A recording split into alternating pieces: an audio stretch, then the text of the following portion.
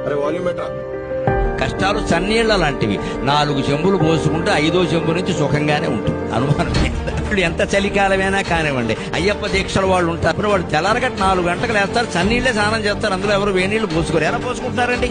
ముందు 4 చెంబులు అయ్యప్ప స్వామియే అంటారు, అయిపోయిందంతే మొత్తం, ఆ మిగిలినంత బానే ఉంది. అంతే మనం అలాగే ఉండాలి. కష్టాలంతే, ముందు 4 కష్టాలు భరించగలిగితే తర్వాత ఆ కష్టం కూడా సుఖంగానే ఉంటుంది. ఎప్పుడూ కష్టాలు ఎక్కువ వస్తున్నాయంటే యువతరం ఒకలా ఆలోచించాలి.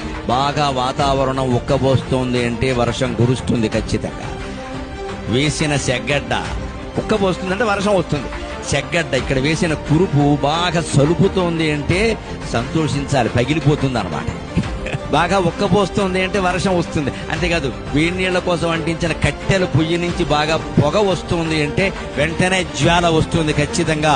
అలాగే కష్టాలు నీ జీవితంలో కమ్మాయి అంటే భగవద్ అనుగ్రహం వర్షం రూపంలో కురవడానికి సిద్ధంగా ఉంది.